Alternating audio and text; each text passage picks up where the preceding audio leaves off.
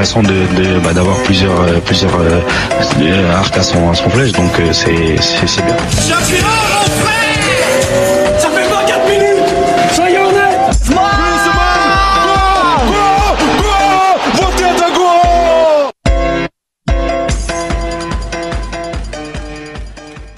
Bonjour à tous et bienvenue à ce nouveau numéro du Parlons Foot. Et oui, Parlons Foot, cette émission absolument magnifique qui parle de foot et qui parle bien de foot, parce qu'il faut bien parler de foot. Saison 1, épisode 4, et oui, épisode 4, et toujours un épisode concentré sur la semaine internationale. Et ouais, parce qu'on n'a toujours pas de championnat, donc bon, c'est pas très intéressant, mais on va quand même parler de ce qui s'est passé cette semaine. Et comme vous le savez, nous sommes tous français, donc on se concentre sur les matchs de l'équipe de France. Et les matchs de l'équipe de France, c'est quoi? Et ben, c'est Serbie-France, hein. C'est bon vieux match bien pourri, hein, vu partout. Mais avant de commencer l'émission, bien entendu, je vais pas faire l'émission tout seul. J'ai des amis, j'ai des copains avec moi, donc on va commencer tout de suite. Et par le petit nouveau, parce qu'on a un petit nouveau avec nous, qui vient de Parlons Foot, qui s'appelle Aurélien. Salut Aurélien. Salut Thomas, salut. Est-ce que tu veux te présenter rapidement ou tu veux qu'on commence direct l'émission, comme ça au moins c'est de brut en blanc, on est direct dedans? On commence direct? Ok, très bien. Alors si vous voulez savoir, Aurélien, c'est surtout quelqu'un qui connaît très très bien le foot féminin. Donc préparez-vous à avoir des rubriques sur le foot féminin, et c'est génial d'avoir des rubriques sur le foot féminin, ça nous manque. Ensuite, on va passer aux deux autres amis, aux deux autres copains qui, eux, sont habituels. Vous les connaissez bien entendu, c'est Peter et Steven, hein, comme je les appelle. C'est Cédric et Simon. Salut Cédric, salut Simon. Salut Thomas, salut à tous. Et bonjour à Simon qui n'a pas voulu nous répondre. C'est pas grave, hein, c'est manque de politesse. C'est pas non un grand scandale. Ah, Simon est là. Bonjour. Salut Thomas, salut à tous.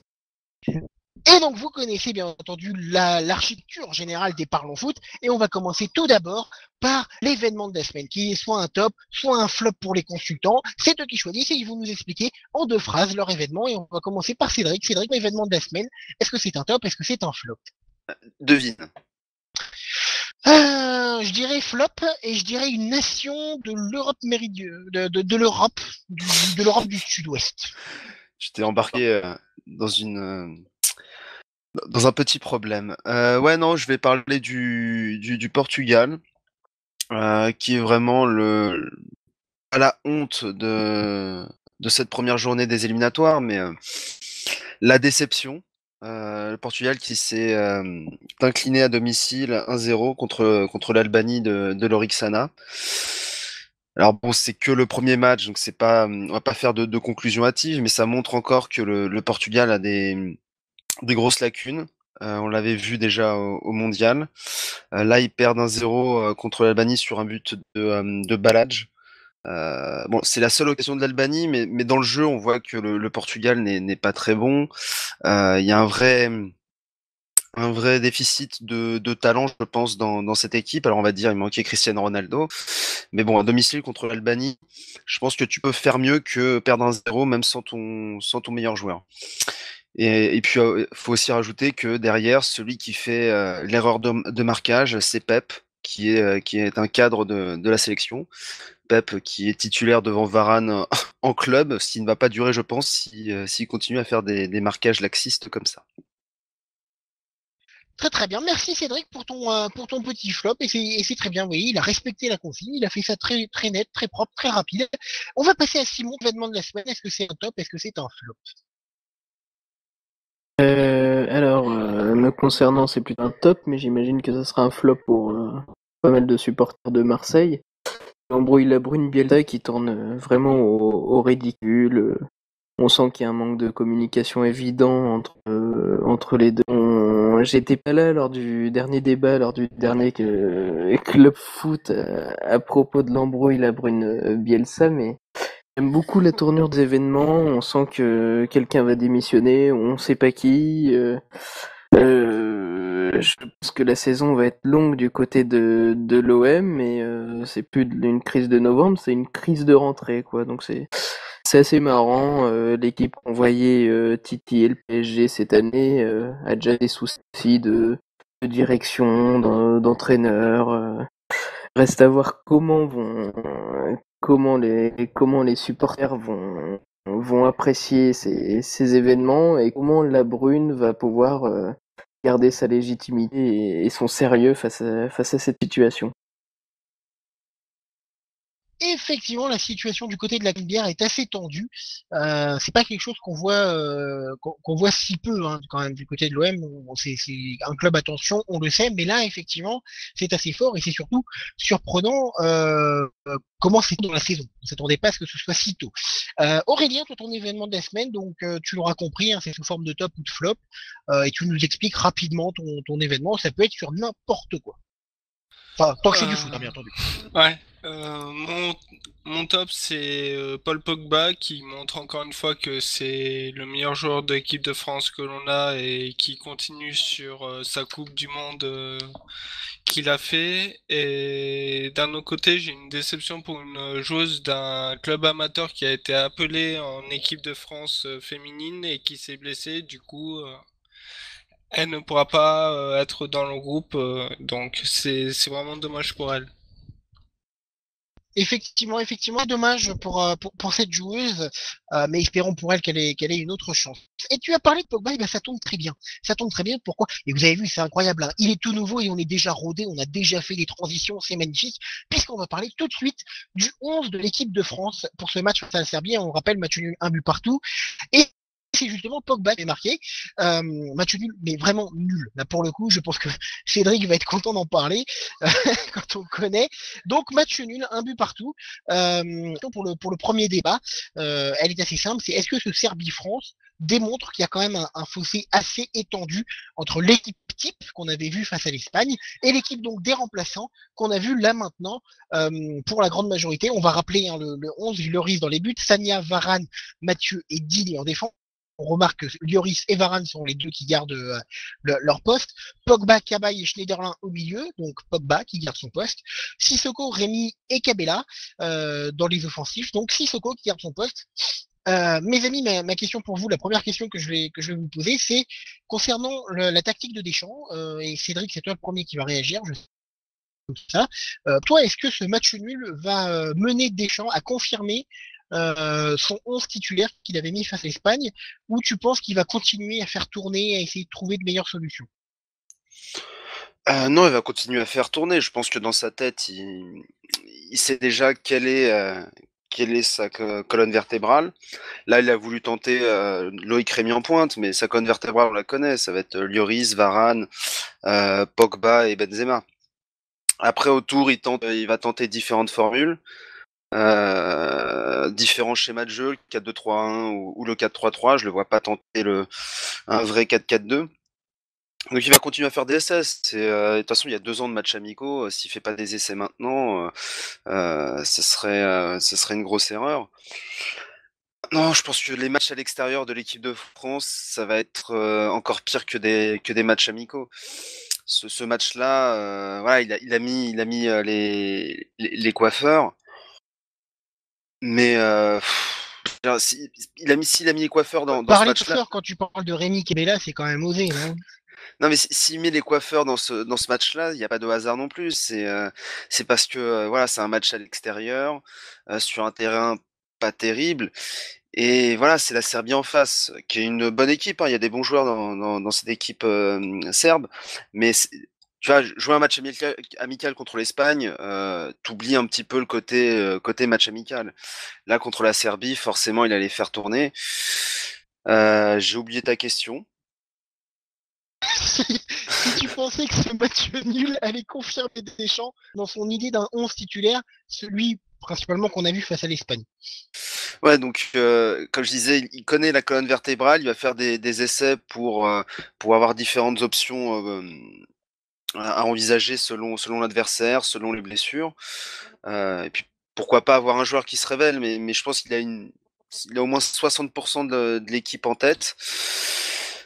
Non, c'est vrai que les remplaçants dans ce match-là n'ont pas été exceptionnels, mais ça va pas forcément le confirmer dans l'équipe type, mais voilà, les joueurs n'ont pas tellement brillé pour bousculer la hiérarchie, en tout cas contre la Serbie.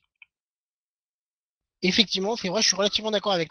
Aurélien, toi, ton avis sur la composition de ce match face à la Serbie, est-ce que tu es du même avis que Cédric en disant la colonne vertébrale générale du 11 titulaire de Deschamps, elle est déjà dans sa tête pour l'Euro 2016, et ça n'empêchera pas quand même Deschamps de faire tourner pour les matchs amicaux, ou tu penses que lui, non, c'est bon, rien que rapport à ce match-là, il a vu son 11, et il va partir comme ça pour la fin, pour vraiment bien son 11 pour l'Euro 2016.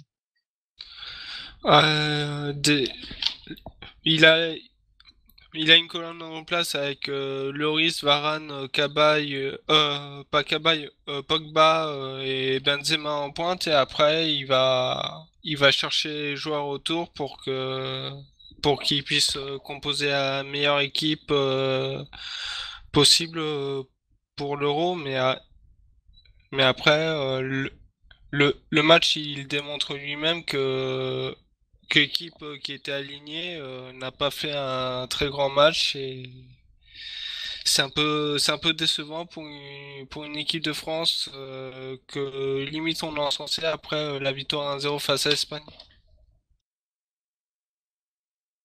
Effectivement, donc on voit que tu es quand même relativement dans la même lignée de pensée que Cédric. Simon, de ton avis, est-ce que tu es d'accord avec tes deux acolytes, ou tu te dis que contrairement à ce qu'ils pensent, non, Deschamps, il va continuer avec son vrai 11 titulaire, celui qu'on peut imaginer, hein, et il va rester comme ça pour peut-être pas pour tous les matchs, bien sûr, les 2 ans qui arrivent, mais pour la majorité d'entre eux. Alors, comment dire, déjà, c'était pas vraiment, j'ai pas trouvé que c'était non plus une équipe de peintres, c'est pas une équipe B, je dirais plus une équipe A', sachant qu'il y a il y a une colonne, surtout du côté droit, qui restait stable par rapport au précédent match. On a juste intégré quelques nouveaux, notamment Cabella pour sa première cape, Jérémy Mathieu qui revient de très loin, Schneiderlin aussi qui a joué qu'un seul match face à l'Équateur en Coupe du Monde. Excusez du peu, mais derrière cette équipe était, moi je la trouve assez séduisante sur le papier.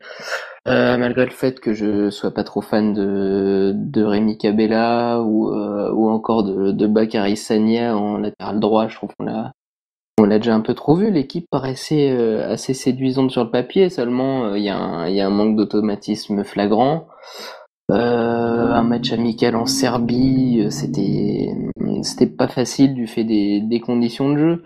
Même si on attendait des conditions un peu plus dantesques pour les Français, là le grand problème était la pelouse qui était vraiment niveau PHR, l'ambiance morose, alors que c'est dans le stade du Partizan Belgrade, pourtant on attend un chaudron, alors que finalement c'était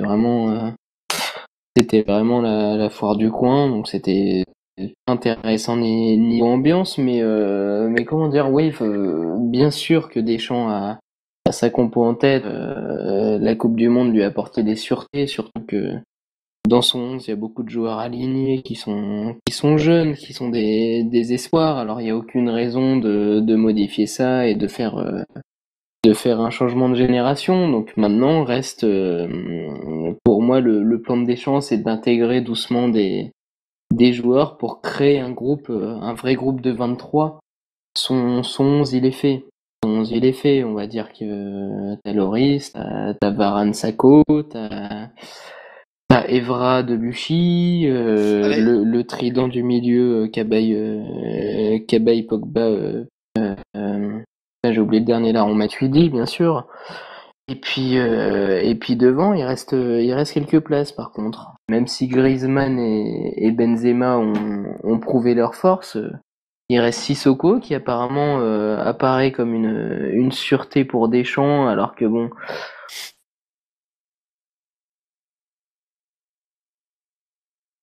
Il est pas à sa place en ailier droit. Je pense qu'il peut y avoir quelque chose à apporter en attaque, mais après le reste, le plan de Deschamps pour moi c'est d'intégrer doucement des joueurs, leur faire gagner du temps de jeu et de la sûreté. On a vu que certains joueurs qui n'avaient pas beaucoup eu la chance de débuter en bleu ont été un peu empruntés. Je pense à Lucas Digne, par exemple, qui a fait beaucoup d'erreurs de jeunesse, beaucoup de fautes tactique dans le jeu.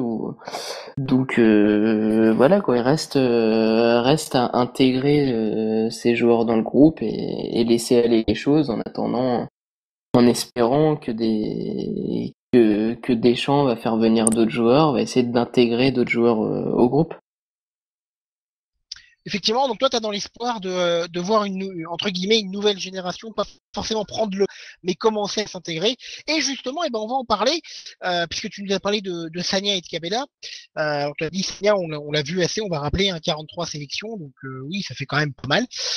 Et donc tu nous as parlé de Cabella, qui lui a 3 petites sélections. Et ben justement, on va parler entre guillemets des jeunes, parce que il y en a qui sont pas tout jeunes non plus, mais en tout cas entre guillemets les nouveaux et les remplaçants de Didier Deschamps, qui sont on peut le dire, Lucas Digne, Jérémy Mathieu, Morgan Schneiderlin, Loïc Rémy, pardon, et Rémi Cabella, effectivement.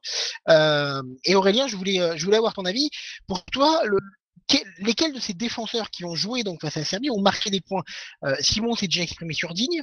On a compris que pour lui, Digne n'avait vraiment pas fait un bon match et je suis assez d'accord avec lui. Moi, j'ai été satisfait par Morgan Schneiderlin, personnellement.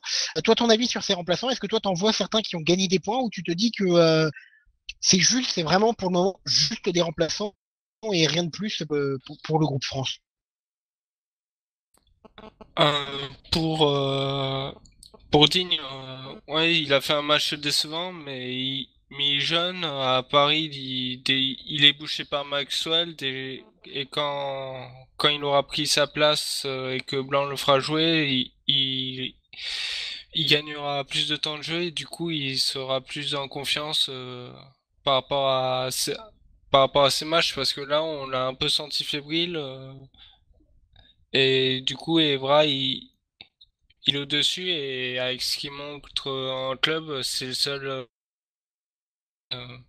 malheureusement. Et concernant Schneiderlin, par rapport à son match raté lors de la Coupe du Monde, là, il a été meilleur. Donc, je pense qu'il peut s'imposer en tant que remplaçant.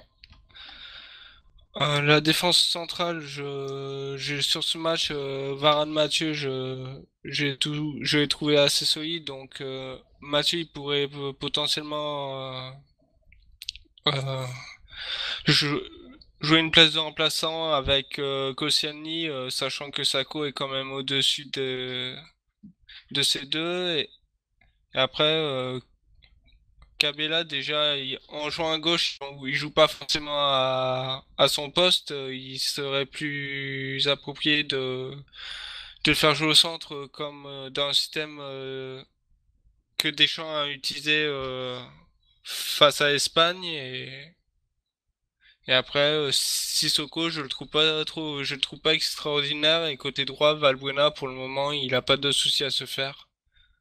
Donc, les Donc pour toi, il n'y a remplaçants pas grand assez monde. décevants là sur ce match.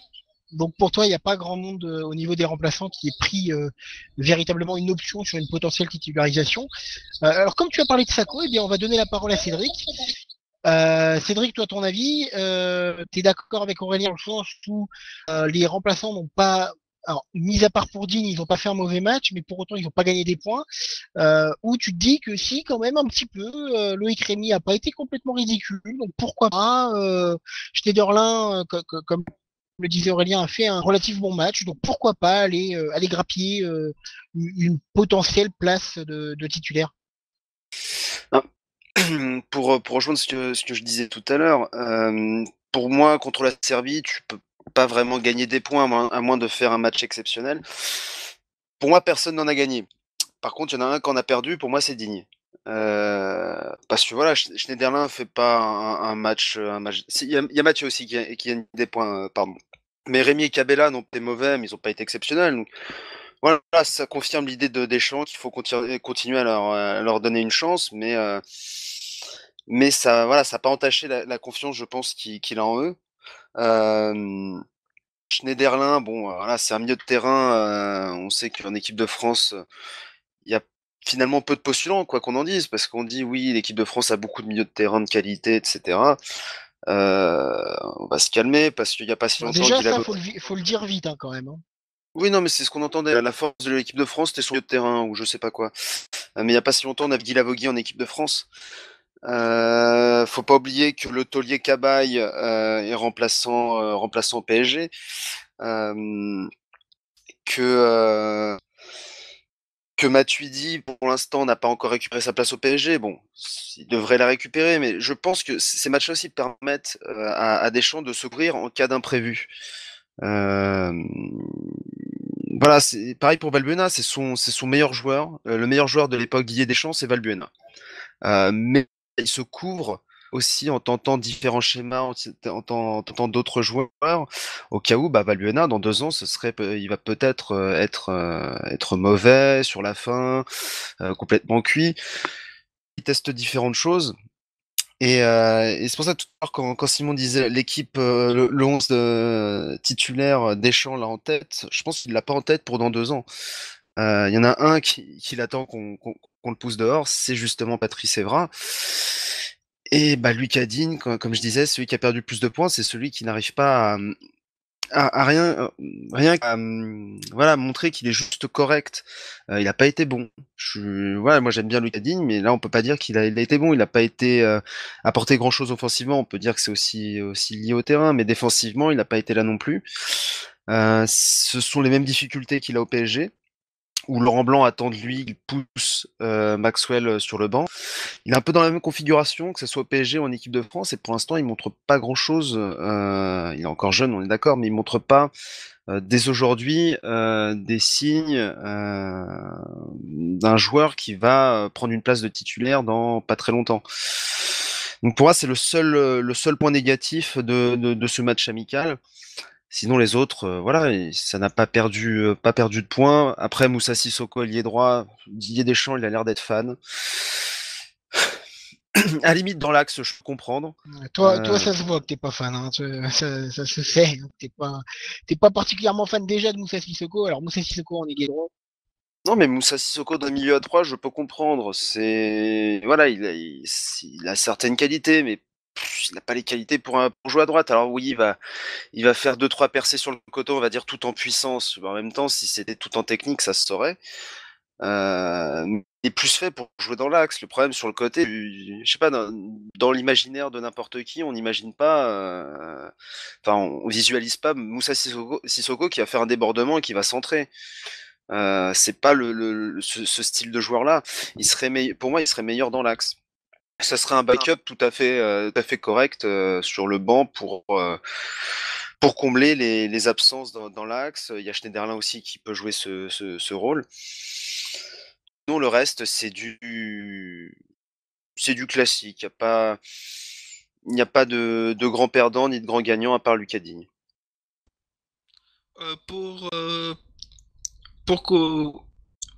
Par rapport à ce que dit Cédric par rapport à Sissoko, on a l'impression que Deschamps il prend à droite par défaut parce que derrière Valbuena, pour le moment il a trouvé personne. Donc c'est peut-être pour ça qu'il a joué là, mais c'est vraiment dommage de prendre ce joueur, sachant que au milieu au milieu centre, en tant que sentinelle devant la défense ou dans un rôle de Cabaye et Pogba, il serait quand même meilleur.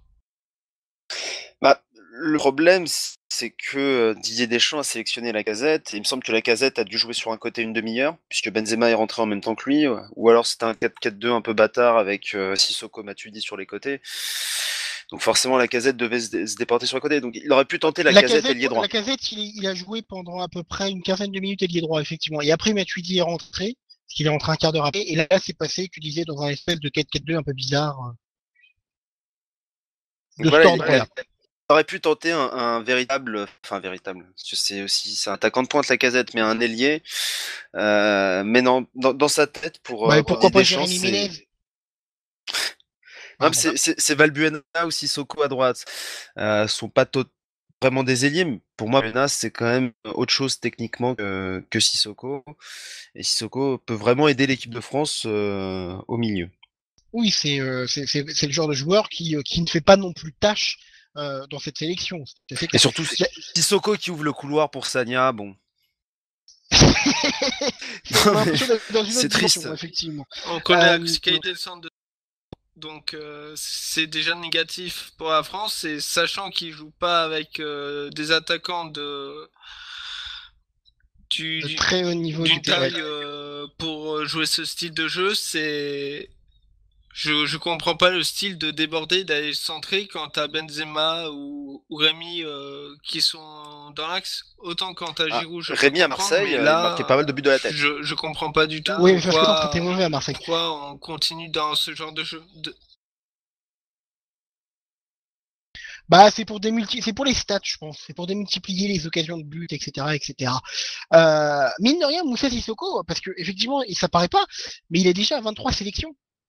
Et ça, c'est un point auquel j'ai pas pensé. Effectivement, Cédric, tu m'y as fait penser, c'est de regarder son nombre de matchs en tant qu'ailier droit, pour savoir si au final il a fait plus de matchs ailier droit que autre part, ou si c'est vraiment Deschamps qui l'a mis là en premier, je sais pas. Faudrait voir. Simon, toi, ton avis, tout le monde se souvient de Sissoko qui rentre l'Espagne lors du 1 partout.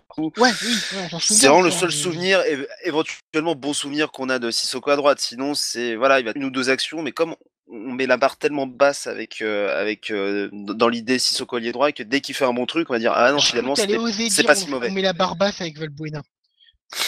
Non mais on dit finalement c'est si mauvais, et donc ça joue en sa faveur.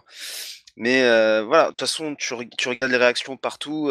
Dès qu'on annonce Sissoko ailier droit, les gens sont déçus. Quand Sissoko avait été aligné, ça va être contre la Suisse dans l'axe. Bon, les gens étaient pas super satisfaits, mais ils se sont dit oui, bah voilà, curieux de voir Sissoko dans l'axe. Curieux de voir Sissoko à son vrai poste, on a envie de dire. Simon, toi, ton avis, est-ce que tu es d'accord avec Aurélien et Cédric dans le sens où il n'y a pas franchement de remplaçants qui ont gagné des points, mais il y a en tout cas aussi et surtout Lucas Digne qui en a perdu. Est-ce que tu es d'accord avec eux, ou toi, tu es plutôt mesuré en disant non, moi je trouve qu'il y en a certains Digne n'a pas fait un si mauvais match que ça. Ton avis sur ces remplaçants? Alors j'ai pas non plus accablé Digne. Comment dire, on a senti quelques velléités offensives. Putain, je parle mal moi. Quelques velléités offensives qui voit pas, par exemple pour chez Patrice Evra qui devient un petit peu un habitué qui finalement ne fout grand chose en équipe de France. Evra, et Digne justement a montré quelque chose. Sans déconner, excuse-moi de te couper, je pense que Evra, avec l'équipe de France, son espace de jeu, ça doit être entre les 25 Français et la ligne médiane.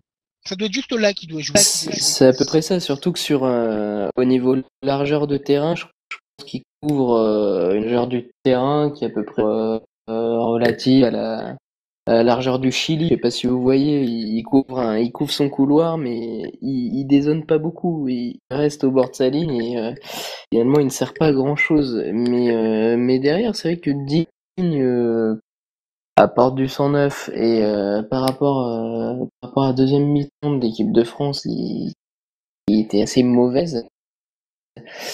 C'était un peu rebellé et avait voulu faire jouer ce qui est un bon point et qu'on ne pourra pas lui jeter. Après, concernant les autres remplaçants en équipe de France, j'ai beaucoup aimé le match de Morgan Schneiderlin.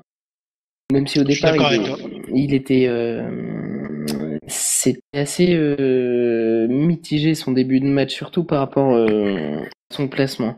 Au départ, il est arrivé en tant que remplaçant de Matuidi, donc relayeur sur son côté gauche. Et on a vite vu qu'il avait du mal, il se sentait pas bien sur un côté, il avait besoin de toucher beaucoup plus de ballons. Et il s'est déplacé vers l'axe pour aider Cabaye à la récupération, et il a limite pris la place de Cabaye à la récupération. Il a touché des ballons, il a fait circuler, il a vraiment assaini le jeu des Français, et il a une vraie qualité de passe qui n'est pas négligeable dans le milieu de terrain français. Et franchement, ouais, j'ai bien aimé. Je pense qu'il peut être une vraie alternative. Mais dans ce cas-là, faut le mettre à la place de Cabaye, tout simplement. Faut le replacer en sentinelle pour qu'il apporte justement plus de profondeur. qui reprennent un peu son en première ligne, notamment les milieux assez polyvalents, comme on dit, les box-to-box, qui savent vite se projeter et revenir, quoi. Donc, c'est vrai que c'est un profil atypique par rapport aux autres milieux de l'équipe de France, mais c'est un profil qui est très intéressant et on va désormais régulièrement le voir en équipe de France, Morgan Schneiderlin. Après, pour les autres, Cabella assez incité. Problème technique, pas assez de physique, je les trouvais pas dans son assiette, pas assez bon pour prendre l'aile gauche de l'équipe de France. Paradoxalement, il avait l'air un peu inhibé par, et je vais en dire par l'enjeu, mais il n'y a pas d'enjeu, mais il avait l'air un peu timide. Ah, c'est ça. Surtout que dès qu'il s'est un peu lâché, surtout son dédoublement avec Rémi, je sais pas si vous vous souvenez de cette action où il part en contre avec Rémi. 1, 2, 3, il remet dans l'axe pour Rémi, je sais plus qui c'est qui frappe, je crois que c'est Cabella qui finit par une bonne frappe qui est déviée par le gardien. Il a eu quelques bonnes actions, mais par exemple, il y a une action où il est lancé en profondeur, il se retrouve 1 contre 1 avec l'adversaire, il tente un vieux passement de jambe pourri, il perd le ballon, quoi. Ça montre qu'il est un peu emprunté et quelque part il avait pas assez de mordant, alors que c'est ce qu'on attend d'un nouveau joueur en équipe de France. Donc, reste à voir. Les places, comme je l'ai tout à l'heure, les places en attaque sont encore à distribuer. Effectivement, Cabella a fait des erreurs qu'il nous avait pas habitués à faire à Montpellier. Maintenant, on va voir ce que ça va donner à Newcastle maintenant. Est-ce que je vous pose la dernière question de ce premier débat ou non? Parce que faut quand même avouer, la question, elle est un peu blague. Hein, est-ce que Loïc Rémy peut concurrencer Benzema pour une potentielle place de 9? Donc, vous aurez compris que je déconnais, bien entendu. Mine de rien, ça montre que dans l'esprit de Deschamps, Loïc Rémy est la 3e option pour occuper la pointe devant la Casette. Je sais pas si c'est anodin, mais en tout cas, c'est la 3e option. Non, après...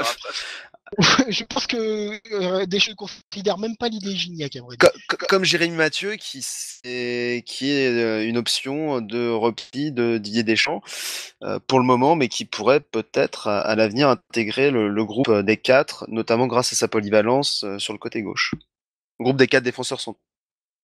Alors, t'as dit le groupe des 4, justement, on va s'intéresser dans notre deuxième débat aux 4 rescapés du 11 de Deschamps face à l'Espagne, qui étaient Lloris dans les buts, c'est assez évident, Varane en défense, Pogba. Les 4 rescapés du 11 de Deschamps qui nous paraît, on l'a dit un peu plus tôt, qui nous paraît être le 11 titulaire, dans son esprit en tout cas. Aurélien, d'après toi, est-ce qu'on peut parler d'une véritable colonne vertébrale pour le groupe France avec ces 4-là? Je rappelle, hein, Lloris, Varane, Pogba et Sissoko. Est-ce que tu vois une colonne vertébrale qui est en création actuellement, ou tu te dis que il y a quand même des joueurs qui sont entre guillemets assez aisément interchangeables? Bien entendu, on parle de Moussa Sissoko principalement. Je vois plus une colonne vertébrale, Lloris, Varane, Pogba, et Sissoko, pour moi, il ne fait pas partie de ces colonnes. Toi, tu vois Valbuena, pardon, à sa place. Je dirais pas Valbuena, mais je sais pas, pour moi en pointe il manque un attaquant même si Valbuena il est pas mauvais en équipe de France, il a vraiment fait une connerie de partir en Russie, mais bon après c'est mon point de vue, mais pour en revenir à l'équipe de France, je vois pas de qui mettre en 4e personne dans ces colonnes que essaie de faire Deschamps. La logique voudrait que ce soit Benzema. Il a insisté avec Benzema quand celui-ci était un peu en difficulté. Je pense que dans sa tête, pour Didier Deschamps... Putain, un peu en difficulté, t'es sympa quand même. Hein. Oui, non, quand il était en grosse difficulté, mais il lui a quand même fait aveuglement confiance. Je pense que dans sa tête, Lloris, Varane Il espère que Pogba explose aussi et Benzema seront titulaires dans 2 ans. Il n'a pas trop de doute là-dessus. Bon, Lloris, de toute façon, le poste de gardien, même si Lloris gardera son talent, il n'y a personne qui le concurrence vraiment en ce moment, de toute façon. Varane, dans sa tête, il va exploser d'ici l'Euro. Ici, il va s'imposer en tant que titulaire dans un grand club. Pogba, il est aussi sur la même pente ascendante. Et Benzema, on peut espérer que dans 2 ans, il sera toujours dans le groupe, en tout cas de 8 d'un grand club. Et pour l'instant, il est titulaire au Real Madrid. À moins d'un cataclysme, dans 2 ans, il sera toujours un joueur dans une équipe majeure. Donc pour moi, il part vraiment sur ces quatre-là comme colonne vertébrale. Et après, autour, voilà, il teste des choses, il se couvre, mais il a vraiment cette colonne vertébrale. Et après, d'autres joueurs pourront éventuellement se greffer. Il y en a un qui a fait son entrée pendant la Coupe du Monde, c'est Griezmann, qui a signé dans un club important aussi en Espagne. Atlético Madrid. Mais Valbuena, c'est son soldat, mais c'est pas vraiment sa colonne vertébrale. Voilà, tant qu'il est performant, il va l'utiliser au maximum.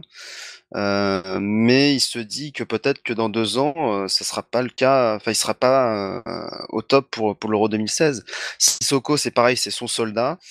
C'est le bouche-trou. Dès qu'il y a une absence, dès qu'il y a voilà, je disais Loïc Rémy en troisième option en pointe, mais dès qu'il y a limite un absent dans les trois, c'est Sissoko qui intercale à droite et il va découper milieu à gauche. Sissoko, c'est vraiment son soldat avec Valbuena, et il pourra être là dans 2 ans, pas en tant que titulaire, parce que Sissoko, pour moi, ne part pas en tant que titulaire indiscutable dans l'esprit de Deschamps, il le sera sûrement jamais. À moins de complètement exploser à Newcastle, mais j'y crois un peu moins. Mais oui, il a une certaine colonne vertébrale. Et surtout, il a Varane et Pogba qui sont 2 joueurs qui risquent de faire partie des meilleurs à leur poste, dans très peu de maturité dans leur jeu. Ils ont déjà un excellent niveau. Et ils ont quoi, 22 ans? Voilà, il peut encore avoir au moins 10 ans de sélection en équipe nationale. Voilà, Deschamps veut vraiment les lancer dans le grand bain. C'est peut-être pour ça qu'il insiste aussi. C'est peut-être pour ça que Varane et Pogba ont joué les 2 matchs. C'est pour que ces deux-là enchaînent les rencontres, prennent un maximum d'expérience et que voilà, ils se fassent aux joutes nationales, et qu'ils puissent gommer leurs défauts et de montrer qu'il faut être concentré 90 minutes, quel que soit le match, ce qui est l'un des problèmes majeurs de Pogba. Effectivement, Pogba a des petites fautes de concentration. Simon, toi, ton avis sur, on va réduire à 3 joueurs, hein, donc Lloris, Varane, Pogba. Est-ce que pour toi c'est la véritable colonne vertébrale du 11 de Deschamps, ou tu te dis que bah, ça peut toujours changer, pourquoi pas? Pourquoi pas un Schneiderlin à la place de Pogba, par exemple? Schneiderlin, comme je disais, je vois plus à la place de Cabaye, quoi. Pogba, c'est vrai que il a besoin de jouer en tant qu'électron libre, de dynamiter un peu des défenses et quitte à négliger un plus le travail défensif. Donc je reste avec Pogba et pour l'instant indéboulonnable. Et c'est un joueur qui est en progression perpétuelle là, pour l'instant. Donc c'est vraiment le joueur football manager de base qu'on veut avoir dans son équipe. Le mec est en train d'exploser, a déjà peut-être même explosé et encore une marge de manœuvre importante. Donc il va à coup sûr rester dans ce groupe et ça sera l'un des grands architectes du groupe France pendant l'Euro. C'est certain. C'est exactement la même chose pour Varane qui est jeune et qui fait déjà partie des meilleurs défenseurs au monde, quoi. Il y a pas énormément de choses à redire sur lui. Comme je disais dans mes notes là sur Parlons Foot, il y a un léger manque de roublardise dans les impacts sur coup de arrêté, par exemple. On sent qu'il reste un peu emprunté, mais il va finir par être une superstar défensive et Puis avec Pepe Ramos, il va apprendre. Hein. Voilà, exactement, ouais, c'est ça. À faire Il va l'enculé sur apprendre les coups de pied arrêtés défensifs. Voilà. Il va lâcher des bons coups de coude, il va casser 2-3 tibias, ça va Il va se faire l'appliquer un casser le petit nez peu. par Bondao, enfin voilà quoi. Ouais, et puis donc, non, Varane Pogba, y a pas de souci à se faire. Loris, comme j'ai rien à rajouter par rapport à ce qu'a dit Cédric. Il est pour l'instant indéboulonnable, et puis derrière, qui on peut mettre? Oui, c'est vrai que l'attaque, bah, il y aura Benzema qui est pour l'instant concurrencé par il y a Benzema qui a un profil, qui a un CV idéal, hein, titulaire au Real, un meilleur buteur avec l'équipe de France. Derrière, on peut pas concurrencer Benzema, faute de mieux. C'est pas Giroud ni Rémi après ce qu'il a produit hier qui va pouvoir le bouger. Donc derrière, on a une charnière, on a une colonne vertébrale qui reste à intégrer, reste à tester des nouveaux joueurs et on verra comment ça va se passer. Mais en tout cas, cette colonne Lloris, Varane, Pogba, y a aucun souci à se faire de ce côté-là. Effectivement, donc pour vous, c'est assez clair, la génération 93, la génération des Pogba, des Varane, sera une génération de futurs leaders et de piliers du groupe de Didier Deschamps, voire même du groupe France dans l'ensemble, en changeant de sélectionneur si jamais ça change. Je voulais vous poser une petite question comme ça avec un avis personnel. Aurélien, pour toi, est-ce que tu penses que le groupe 93, la génération 93, va nous permettre d'espérer mieux que la génération 87 des Menez, des Ben Arfa, des Ribéry, des Benzema pour toi, est-ce que tu vois la génération 93 aller plus loin que la 87? Je pense, oui, déjà parce que la génération 87, vu ce qu'elle montre, c'est pas terrible. Et en étant jeune, il me semble pas qu'ils ont brillé, pardon.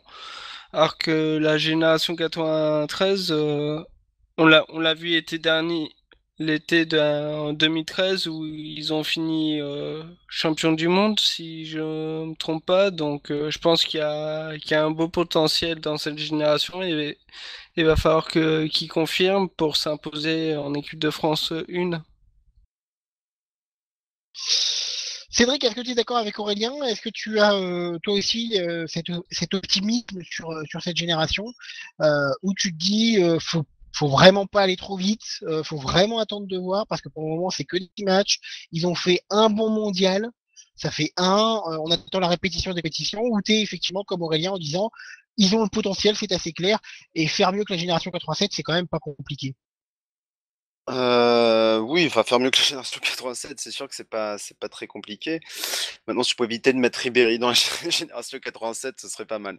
Oui, je sais, non, mais je sais qu'il est né plus tôt, mais c'est parce que en gros, c'est le groupe de la génération 87 et il en fait entre guillemets un peu partie, même s'il est né avant. Ouais, il est né en 83. Oui, non, mais je sais, Non, mais je la te parle génération 87, c'est la génération des champions. des champions de Ménez, Ben Arfa, Benzema. Je sais plus si c'est d'Europe ou du monde, mais en jeune. C'est cette génération-là qui a fait que voilà, on s'est enflammé, on s'est dit c'est des futures graines de champions. Et parmi les meilleurs, on avait Menez, Arfa et Benzema. Et que bah, les deux premiers, qui étaient les deux plus talentueux à l'époque, ils n'ont rien fait. Maintenant, est-ce qu'on peut espérer mieux de cette génération 93? Je pense que oui. De toute façon, on sera obligé de l'espérer. Mais Pogba joue à la Juve, Varane au Real, Menez et Ben Arfa, on va pas dire, mais ils ont joué dans aucun grand club. À part éventuellement la Roma pour Menez, mais c'était pas la grande Roma déjà, c'était la Roma C'est sur chaud Marseille, quoi, donc c'était pas extraordinaire. Oui, donc voilà, ils ont joué dans des clubs par rapport à la Juve et au Real, ce sont des clubs mineurs. Et la Roma à part, puisque c'était une Roma quand même en déclin. Donc voilà, si un club comme le Real fait confiance à un joueur comme Varane, ça montre que bah, il est déjà bien dans sa tête, qu'il a beaucoup de talent. Pogba à la Juve, ils essayent vraiment de le formater pour qu'il devienne un grand joueur. Le, il est quand même bien entouré par des grands joueurs. C'est pas, il C'est le clair, laisse pas faire. c'est pas tous les jours que tu apprends à côté de Pirlo, quoi. Bah, sûr que c'est la référence. Il le laisse pas faire l'enfant gâté. Menez, ça s'est mal fini à la Roma parce que voilà, il était apprécié par le staff, mais c'est la tête de con qu'on aime bien, quoi. Le problème, c'est que ça reste une tête de con. Donc, il y a eu des problèmes relationnels. Si Menez avait réussi déjà à l'époque à gommer ça, il aurait pu devenir un joueur majeur, je pense, de l'équipe de France.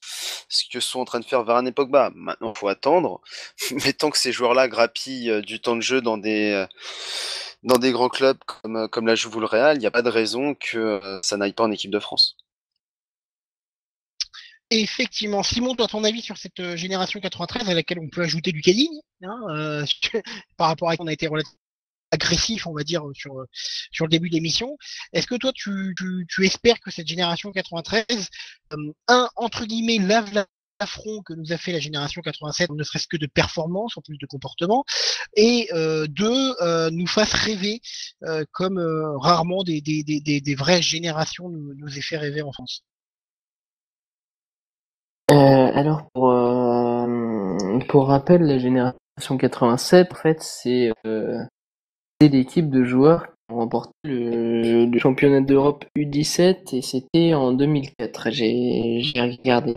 Donc voilà, donc la différence, c'est que la génération 93, on va se baser sur donc les champions du monde U20, même s'il me semble que je suis pas sûr que Varane ait joué dans les U20, il était déjà en équipe de France, je crois il me qu'il semble. était déjà en A à cette époque-là. Ouais, voilà, donc il en fait pas partie. Mais par contre, il y avait Pogba en capitaine, il y avait Lucas Digne, il y avait des mecs comme Thauvin, joueurs comme ça. Et donc le problème de cette génération 87, c'est elle a très vite explosé au grand public. On a vu des individualités énormes. Et du coup, on les a fait exploser un peu trop tôt, un peu trop vite, l'individualité, ce qui a créé justement un état d'esprit. Finalement, quand on regarde, il y avait Ben Arfa, Nasri, Benzema, Menez. Ah, je l'avais oublié, tiens, Nasri. Dites-moi sur les 4 s'il y en a un qui a eu un état d'esprit irréprochable durant sa carrière de pro. Donc voilà, c'est sympathique de ce côté-là. Celui qui a le plus travaillé, c'est Benzema et c'est celui qui s'en sort le mieux. Voilà, exactement. Et pourtant, ça a pas été facile de ce côté-là. À Lyon, il avait pas mal galéré. Mais voilà, quoi. Benzema est le seul à avoir vraiment travaillé, quoi. Et c'est le seul qui s'en sort aujourd'hui. Donc c'est vraiment une question d'état d'esprit. Là, je pense que les joueurs qu'on a de cette génération 96 sont beaucoup plus sains. Donc c'est pour ça que je me fais beaucoup moins de soucis pour cette génération. Quand on voit des mecs comme Varane, le mec a passé son bac je sais pas quoi, il y a 2 ans. On sent qu'il y a des mecs un minimum intelligents, un minimum cultivés, qui savent s'exprimer, qui ont pas de problème, on n'a pas eu de rumeurs de... Ouais, c'est ça, on n'en a pas encore, donc on verra par la suite, mais on sent que le terreau est plus sain et plus fertile, quoi. On imagine moins des joueurs comme Varane, comme Pogba, qui n'ont pas eu vraiment de problèmes avec leurs dirigeants, par exemple, on n'a pas eu de crise, de mecs qui veulent quitter leur club, etc. Bon, bien sûr, il y a l'exception Thauvin, mais bon, Thauvin, on peut pas faire grand chose pour lui. Il a choisi d'aller à l'OM, c'est son problème, et c'est peut-être ça qui va lui boucher les portes de la sélection, mais oui, on peut dire que un problème. C'était juste un petit problème parce que depuis qu'il a l'œil, il n'y a plus de vague du tout, Thomas. Quoi. Donc, et puis que des jeunes fassent des erreurs, ça reste compréhensible. Le problème, c'est l'exemple que avec la sélection de Willy Sagnol qui est sorti dans les bars et tout et qui a été sanctionné. Le problème, c'est que Nasri, on a eu le cas régulièrement sous Henry, après, enfin avec Thierry Henry, t'as eu le cas avec ça jusqu'à Sanana là cet été. Menez, il y a eu 2-3 trucs aussi récents, pas forcément des choses graves, mais c'est toujours des petites choses qui font que à 25-26 ans, normalement tu dois plus être dans ces coups-là. Que après tu fasses des erreurs. Ribéry aussi avec Zaya. Oui, mais ça, c'est pas sportif. Menez, il y a eu deux, trois trucs avec sous Laurent Blanc où, voilà. Après, je sais pas si c'était vrai ou non, mais on disait que avec Laurent Blanc, ça se passait pas super bien. Vu ce qui s'est passé avec Laurent Blanc au PSG, on peut peut-être imaginer il s'est passé d'autres choses en équipe de France, vu que Laurent Blanc n'avait pas l'air de faire grandement confiance à Menez au PSG, alors que c'était Blanc qui l'avait ramené en équipe de France. Euh, pour, euh, pour Ben Arfa, en tant que club, ça se passe pas super bien non plus. Tu peux faire des erreurs à 20 ans, 21 ans, mais au bout d'un moment, voilà, Pogba, il y a le cas à Manchester, un petit peu obscur, où à Manchester on lui en veut beaucoup. On va dire qu'il était en tort ou non, enfin, à la limite, c'est même pas le problème. C'est Non, puis qu'il surtout, on continue. n'en sait vraiment rien, quoi. Voilà, on n'en sait rien, et puis il continue de grandir. Donc il a pas de problème en équipe de France ou en club en ce moment. Voilà, faut savoir aussi pardonner. Thauvin était, je pense, bien lynché pour ce qu'il a fait, et je pense qu'il a payé aussi sa dette. Faut voir la suite. Après, Thauvin, faire le faux cul, c'est pas le joueur en qui j'ai le plus confiance intellectuellement. C'est vrai. Et alors moi, c'est mon avis. Je suis heureux parce qu'on a une génération qui semble fière de porter son maillot. Ce qu'on n'a pas eu avec la génération 87. Cette génération-là, la 93, ils ont l'air d'être fiers de porter le maillot. Et moi, ça me fait plaisir parce que j'y attache, pardon, une certaine importance. Rapidement, une dernière question, juste pour faire plaisir, juste pour le LOL. Aurélien, pour toi, est-ce que c'est la meilleure génération qu'on ait sous les yeux depuis la génération championne du monde en 18? Ne La réponds pas à génération cette question. 96? 93? Ouais. Ne réponds pas à ça.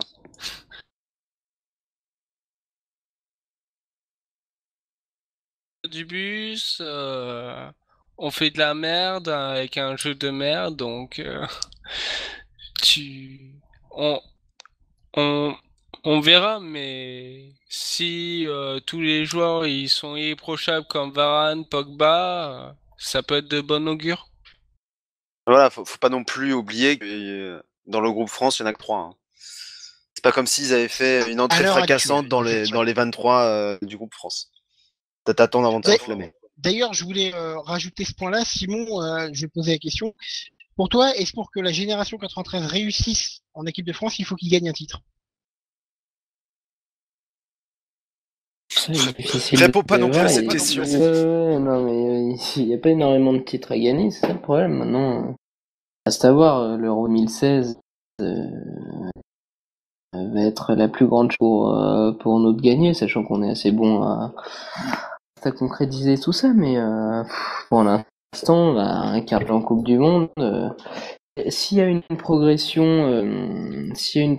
en 2018, ça sera déjà une réussite pour cette génération 4.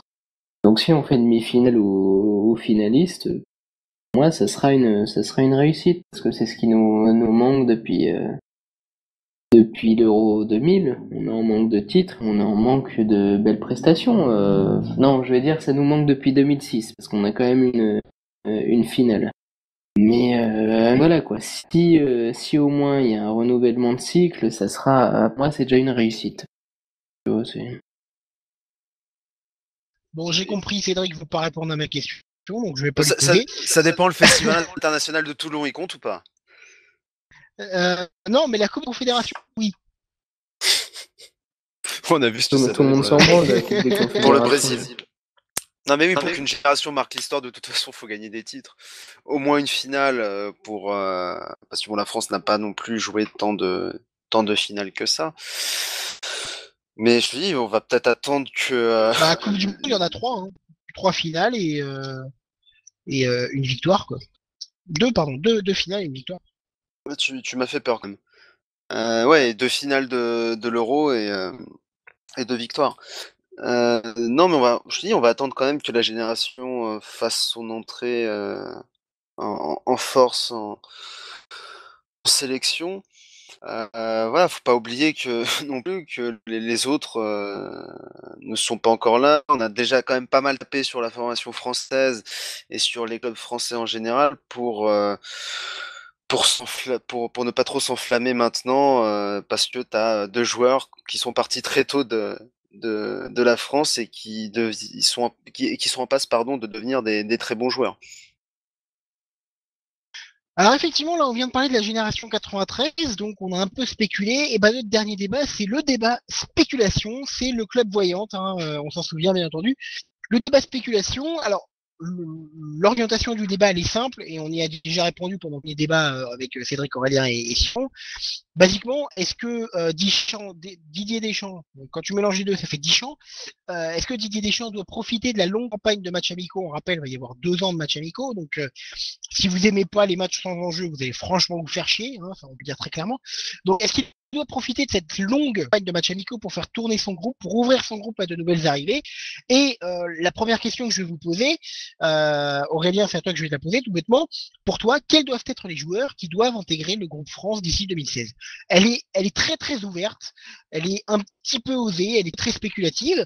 Donc j'aimerais que tu me donnes 1, 2, 3 noms, voire plus d'ailleurs, de joueurs que tu aimerais voir, bien entendu de ceux qu'on voit actuellement, à intégrer le groupe France. Évite de dire Adrien Rabiot, s'il te plaît. Je dirais Florian Thauvin, par exemple. À droite, on, on disait tout à l'heure qu'il manquait quelqu'un à droite et que Valbuena est quand même meilleur en électron libre derrière l'attaquant. Donc je dirais Thauvin et après peut-être Stambouli au milieu, mais il y a pas mal de concurrence. Et après, hormis les 3 qui se trouvent en équipe de France pour le moment, il y en a pas un qui me marque vraiment et qui pourrait intégrer l'équipe de France pour le moment. D'accord, donc toi tu vois bien Florian Thauvin, effectivement, et Stambouli, pardon, pourquoi pas. Simon, rapidement, toi, tes petits joueurs que tu aimerais bien voir intégrer le groupe France? Alors déjà, quand Loris commencera à être un peu en déclin, putain, Areola. C'est Areola ou Areola? Je sais plus. Areola. Voilà. Je vais voilà, donc le grand espoir en tant que gardien de but.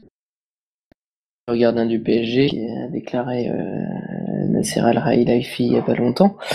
D'ailleurs, j'aimerais bien voir Cortia qui est très polyvalent, surtout sur le côté droit, sachant que Debuchy et Sagnen sont pas éternels et sont déjà un peu vieux, donc s'il prend une alternative qui arriverait à bon port, Excuse-moi, j'ai pas entendu qui c'était?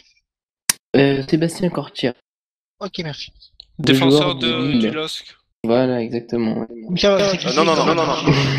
Ailier droit du LOSC. Oui, il est polyvalent, c'est ce que je disais. Il est polyvalent, il peut jouer à poste. Il a donc, quand même une meilleure qualité de centre que Sané ou Debuchy. Qu'est-ce que tu disais, Aurélien? Après, je disais qu'il a quand même une meilleure qualité de centre que Debuchy ou Sagna, donc Debuchy, Sagna, rien, on peut le dire. je pense que ce serait une bonne surprise pour 2016, mais pour le moment, j'ai pas l'impression qu'il rentre dans les plans de Deschamps. Bah, surtout qu'au-delà de ses qualités de centre, il a une qualité technique, surtout que n'ont pas l'ami Bakary et Debuchy. L'ami Bakary, on dirait une marque de chocolat en poudre des années 80. Oui, c'est légèrement raciste ce que tu viens de dire. C'est toi qui as donné le nom, c'est pas moi. Hein. Ouais, tu vois des mecs qui chantent, etc. Bakary. Pardon, et comment dire... complètement fou. Et puis, ouais, donc Sébastien Cortia a un potentiel offensif énorme qu'il a bien mis en valeur déjà à Sochaux. Il a régulièrement joué ailier droit. Il sait tirer des coups francs, il a une très bonne frappe, donc c'est un joueur très polyvalent et qui a un vrai offensif. Donc au-delà d'une qualité de centre, c'est vrai que Debuchy, il n'y a rien à redire par rapport à sa qualité de centre. Moi je l'aime beaucoup aussi, mais Cortia est jeune, il est fort, il est solide. Après, qui j'aimerais bien voir de l'autre côté, Layvin Kurzawa qui fait également de très bons matchs, qui a une densité physique énorme et qui pourrait qui peut apporter quelque chose dans le jeu, surtout dans le jeu offensif. Et puis après, comme disait Aurélien, Benjamin Mendy, qui devra prouver à Tottenham s'il a vraiment le potentiel attendu. Donc pour Simon, c'est à coup de Areola, d'Alphonse, comme il dit, de Stambouli, effectivement, et de Kurzawa et Korchia. Simon s'intéresse surtout au profil défensif du côté de l'équipe de France. Un profil défensif-offensif plutôt. Ouais. Les défenseurs qui peuvent attaquer. Parce que après en Ceux qu'on met attaque, derrière la feuille de match, on va dire. Ouais, après en attaque, je suis pas trop fan Enfin, j'attends de voir des nouveaux. À part Ben Yedder, voilà, Wissam Ben Yedder, qui a un profil très intéressant, qui a le sens du but, qui est technique et rapide.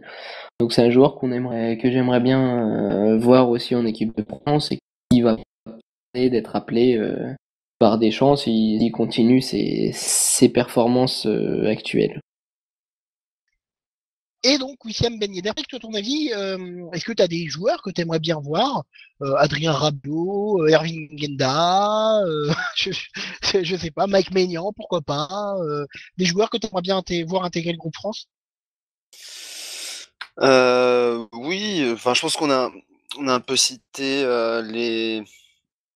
les potentiels. Il y a un joueur comme Ben Yedder qui m'intéresse parce que oui, justement, il a un profil euh, plutôt différent, assez technique. Dans une équipe de France qui a 2 ans pour se préparer à l'Euro et qui a pour objectif de gagner, Ben Yedder, ça peut être une solution intéressante selon l'adversaire, selon la physionomie du match. Après, il faut voir aussi ce qu'il donne lors des prochaines saisons, s'il va quitter Toulouse ou non. Parce que c'est pour faire comme Youssef El Arabi et complètement disparaître derrière, par exemple, qui était l'une des révélations. Lui d'ailleurs aujourd'hui. Il joue toujours au Qatar? Non, Youssef El Arabi. Il est revenu, je sais plus. Je sais plus, c'était à Caen lui, c'était une révélation, tout le monde se l'arrachait, je sais plus quoi, et au final, il a complètement disparu. Il a fait le choix du pognon. Oui. Non, mais c'est pour À ça, 23 ans, normal. Ben Yedder, faut voir quand il va, enfin, s'il passe au niveau supérieur, s'il s'impose dans un club plus important, à moins que Toulouse réussisse enfin à franchir ce palier, mais je commence à y croire de moins en moins.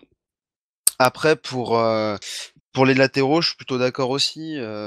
Korchia à droite, pourquoi pas si Korchia confirme au LOSC et que Sagna finit sur le banc à Sagna fasse du Sagna. Non, mais s'il finit sur le banc à City, la question pour se poser, mais je pense que Sagna sera là dans 2 ans. Je vois pas Deschamps prendre le risque de prendre Korchia, puisque justement c'est un profil différent. À moins que Korchia soit exceptionnel avec le LOSC. Donc faudrait déjà que le LOSC change de coach. Je m'y attendais, celle-là. C'est pas normal. Une semaine sans que Cédric ne critique René Girard, c'est pas une bonne semaine. Le problème, c'est qu'on commence la semaine avec une critique de René Girard, parce qu'on est que lundi. Mais bon, si tu veux. Faire confiance à Korchia, ça peut être risqué par son profil. C'est pas le genre de joueur, tu dis, allez, je vais tenter au dernier moment, machin. C'est un joueur offensif. Et le but d'un défenseur, quand même, au départ, c'est de défendre. Donc, le profil le poste de latéral, je pense que c'est le poste le plus difficile dans le football moderne. Mais ça peut être quelque chose d'intéressant à tenter si, je sais pas, par exemple, Sagna est blessé ou si Debuchy est blessé. À l'heure actuelle, je ne sais pas qui est le latéral droit, le 3e latéral droit. Je pense que Korchia est le meilleur candidat à l'heure actuelle. Ou alors j'en oublie un. À l'époque, c'était Réveillère, mais bon, là, je pense que lui, c'est fini. Christophe Jallet. C'est vrai qu'il y a Jallet. Ouais, voilà, mais donc autant faire confiance à Korchia. Ça montre quand même c'est la misère au niveau des latéraux français. Puisqu'à gauche, voilà, pareil, tester Kurzawa. Moi, je dis pourquoi pas. Dans 2 ans, Evra sera peut-être encore plus cuitos. La question, est-ce que Digne va s'imposer au PSG, va aussi se poser régulièrement. Si Kurzawa s'impose à Encore Monaco, qu'il arrive à dégager Maxwell du côté du Paris Saint-Germain, et c'est pas donné. c'est ça, c'est qu'il a Maxwell Evra à dégager, il a le même défi dans les deux équipes et il peut le faire. Ça va le forcer à élever son niveau de jeu. S'il n'y arrive pas, c'est qu'il ne mérite pas l'équipe de France, tout simplement. Et Kurzawa, voilà, s'il confirme avec Monaco, il n'y a pas de raison non plus qu'il ne puisse pas espérer être en sélection. À gauche, il va falloir tenter des choses. On n'a rien tenté depuis des années, alors parce que c'était la misère. Mais voilà, Jérémy Met maintenant, il est posé dans l'axe. Il peut dépanner à gauche, mais je le vois pas s'installer à gauche. Mangala sera installé dans l'axe à City, il ne sera pas arrière gauche. Clichy, c'est fini. Donc il y a quelque chose de possible pour l'Euro 2016. Clichy, c'est fini. Par contre, pour Areola, pour 2016, rêvez les gars. Areola, il va rester avec les jeunes jusqu'en 2016. De toute façon, Lloris, il y en a. Il peut être titulaire encore pas mal d'années. Areola, à la limite, il pourrait être pris en tant que Toi, troisième tu vois gardien. plus Areola devenir numéro 2 en 2018, quoi. Bah, pour moi, Areola, il est programmé déjà pour intégrer l'équipe de France quand il ne pourra plus être en sélection jeune. S'il continue sur sa lancée, on parlait tout à l'heure de Varane qui est très intelligent. Areola, mentalement, tu sens qu'il a quelque chose. C'est quelqu'un de très réfléchi. Il Tu brûle sens que pas c'est un les mec qui a étapes. envie, ça se sent lui. Il a du talent, mais il a aussi l'esprit qui va avec. Et ça a pas l'air d'être un. C'est pas le genre de joueur qui peut péter un plomb. Enfin, j'ai l'impression à l'heure actuelle. Et puis c'est surtout un joueur qui est quand même jeune et qui a déjà une capacité de concentration et de réaction qui est assez incroyable à son âge. Il a déjà toutes les qualités d'un très très grand gardien, quoi. Et à l'instar de Varane, il joue pour un poste où c'est difficile de s'imposer très jeune. Il y a l'expérience qui joue. Voilà, un gardien, c'est le mental aussi. Dès que tu fais une boulette, faut savoir se relever. Toute proportion gardée, pardon, Michael Landreau, il a jamais intégré le groupe France, véritablement. Tu vois quand même que si lui déjà, il est déjà presque aux portes de la sélection A, c'est quand même qu'il y a quand même quelque chose. Bon, on sent qu'Areola, ça va devenir un très très bon gardien, ça se voit assez clairement. Il est programmé pour être le titulaire de l'équipe de France. Après Lloris, à moins d'une grosse surprise, mais voilà, il est programmé et comme tu disais, il joue un poste où on pardonne pas. Je veux dire, Pogba, quand il a des défauts, on va lui faire remarquer plus qu'à d'autres parce qu'on a beaucoup d'espoir en lui, mais voilà, au milieu de terrain, c'est pas si grave. À moins de faire des conneries à la Verratti, on va plus pardonner. Un défenseur, un gardien, c'est plus difficile et tu sens que voilà, ces joueurs-là ont déjà une certaine maturité.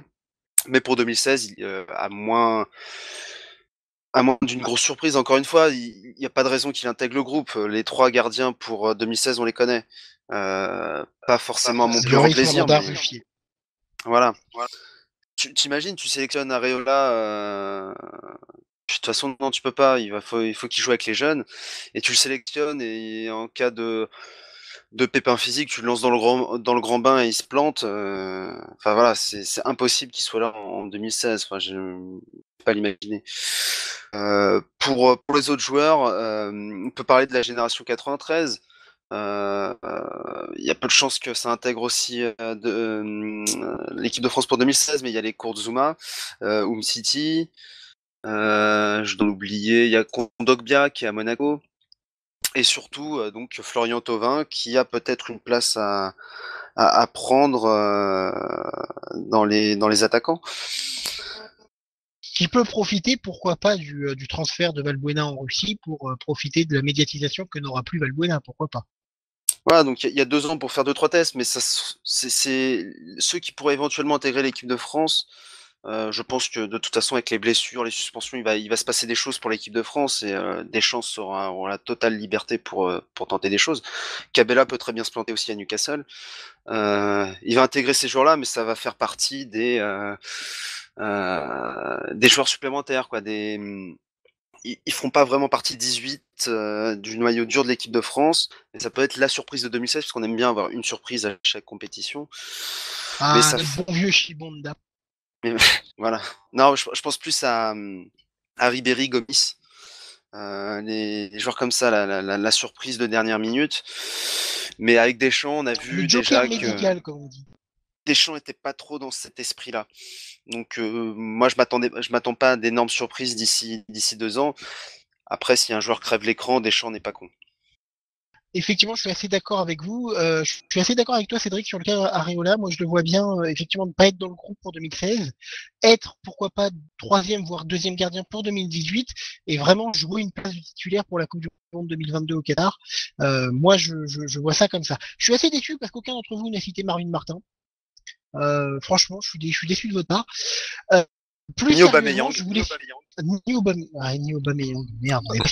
Par rapport à la génération 93, ils sont en train de faire 0-0 en ce moment face à Islande après une demi-heure de jeu. Ah, bah merci de nous tenir au courant. On fait l'émission, Thomas. J'étais même pas au courant qu'il y avait un match, je t'avouerai, Aurélien. Non, plus sérieusement, il y a un joueur dont vous n'avez pas parlé. Il y a un joueur qui bénéficie d'un lobbying assez important de la part de Romain, qui s'appelle Aymeric Laporte, qui joue en Espagne, hein, vous le savez, à Bilbao, qui a été presque, on peut le dire, oui, qui a été complètement formé en Espagne, donc qui joue à l'espagnol. Et moi, il me rappelle un autre joueur qui joue à l'espagnol, qui joue en Espagne également, qui s'appelle Raphaël Varane. Donc je voulais vous poser cette dernière question pour ce Parlons Foot épisode 4. À votre avis, est-ce que Aymeric Laporte, qui est déjà décrit comme un phénomène, qui a à peine 19 ans, hein, faut quand même le rappeler, le mec est né en 80, je sais plus si c'est fin 94 ou début 95, donc il est tout jeune. Pour vous, est-ce que Aymeric Laporte peut devenir un nouveau Varane, un futur Varane, et pourquoi pas même d'ailleurs être aligné aux côtés de Raphaël Varane pour être la charnière centrale de l'équipe de France dans les générations à venir, bien entendu, pas pour 2016, c'est quand même un peu tôt. Aurélien, ton avis, toi, sur Aymeric Laporte? Je pense qu'avec Varane sera la future charnière centrale, même si je connais pas ce joueur. Sur toutes les critiques que j'ai lues, c'est assez positif. Et pour reparler de l'équipe Espoir, il est encore titulaire ce soir, donc je pense que s'il continue comme ça et qu'après il a l'opportunité d'aller dans un plus grand club, il la saisira et je pense que ça, avec Varane, ça pourrait faire une très belle charnière centrale.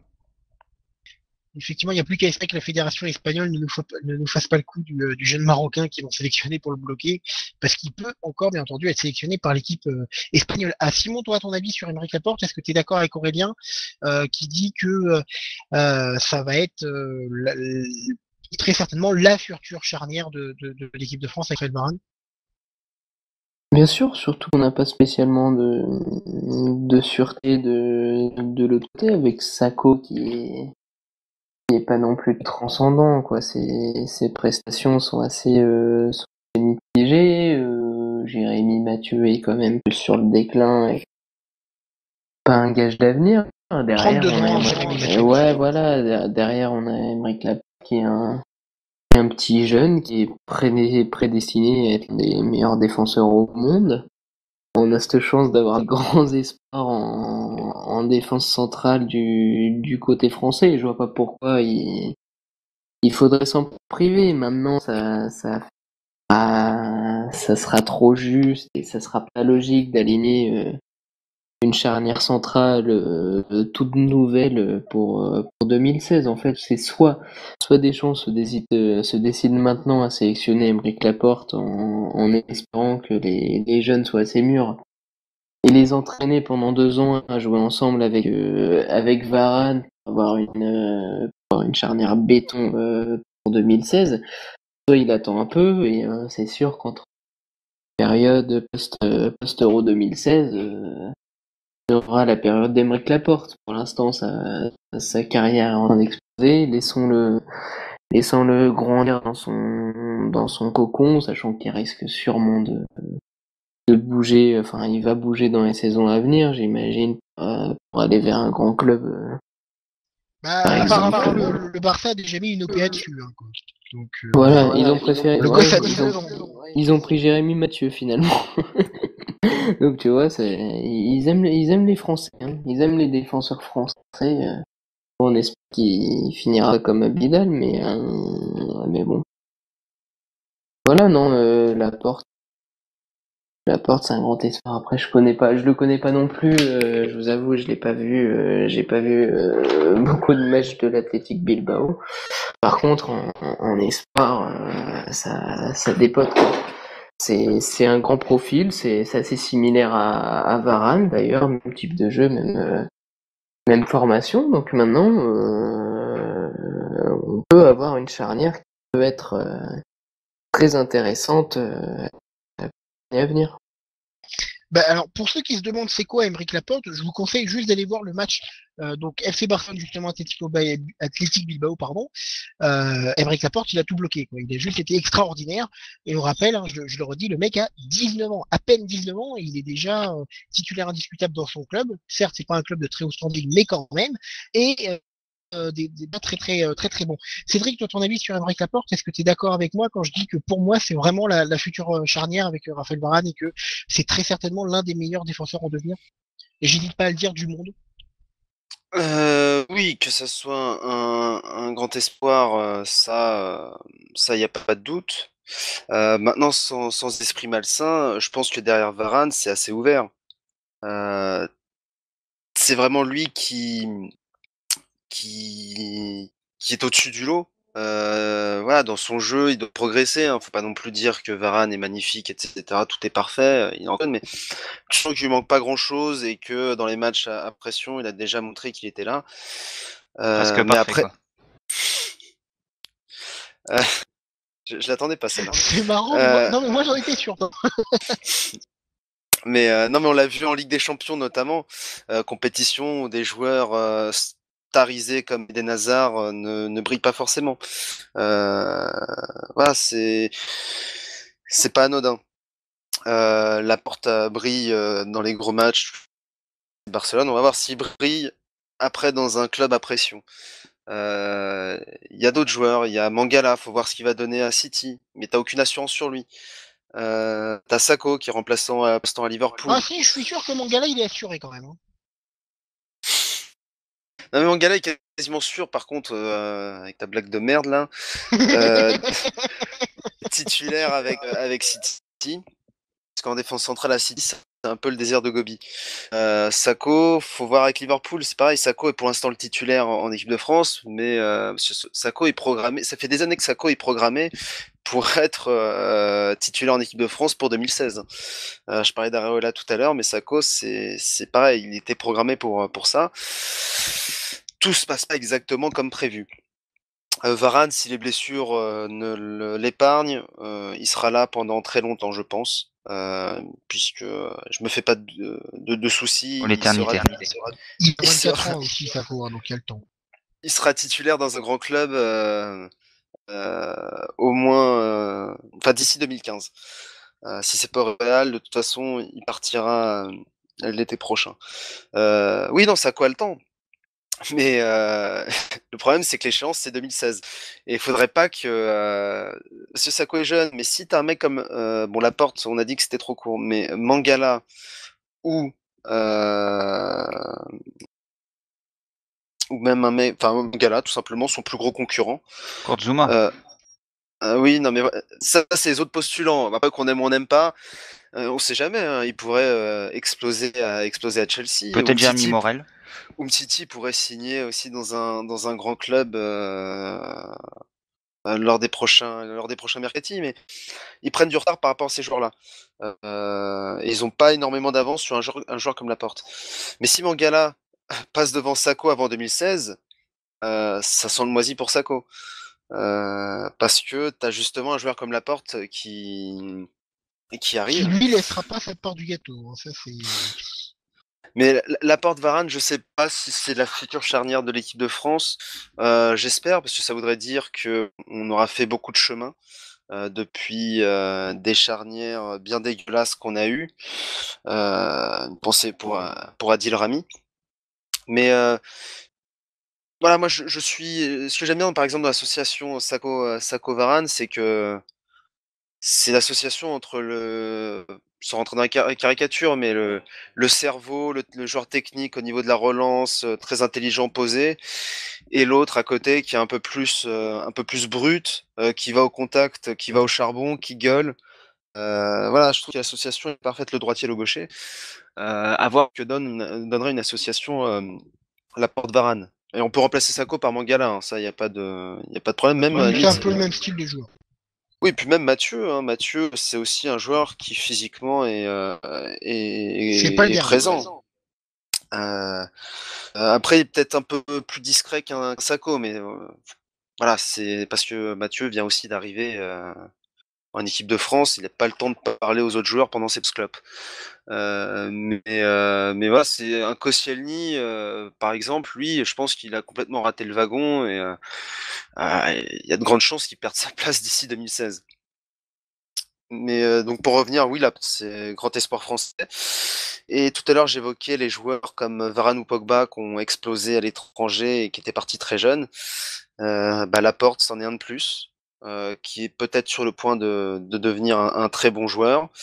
Et on peut rajouter Griezmann. Voilà, c'est la génération. On se félicite d'avoir des jeunes en devenir, mais finalement, on se rend compte que ces jeunes qui commencent à éclore n'ont pas été grâce à la France, quoi. Pas par les clubs de Ligue 1 en fin de formation. Effectivement, c'est pas à nous, on a envie de dire. Mais l'important, c'est qu'il soit là, quand même, au final. Quel est l'important? C'est d'où il vient ou qu'il soit là. L'important, c'est qu'il soit là.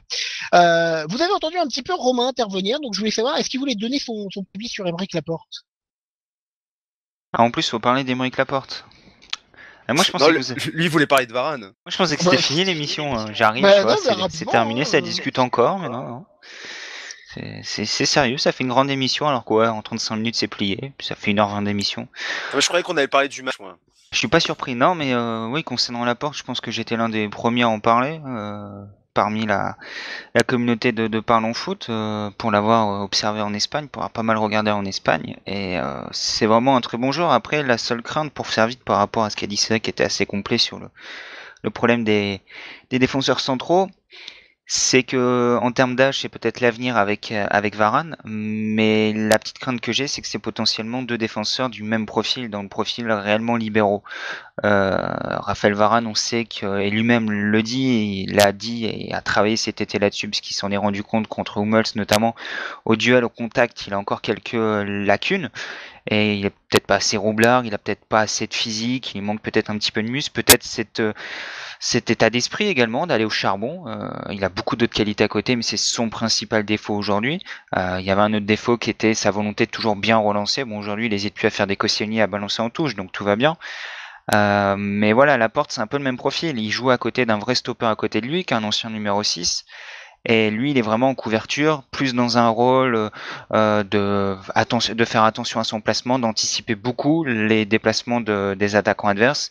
Très bon relanceur. La seule différence, je suis presque envie de dire avec Varane, c'est que physiquement, il en impose un tout petit peu plus et qu'il est gaucher. Sinon, j'ai vraiment, alors on va pas faire des comparaisons comme ça abruptes, mais l'impression d'avoir une copie conforme entre les deux joueurs, et c'est aussi pour ça que j'apprécie également Laporte, parce que ça correspond au profil de défenseur que j'aime bien.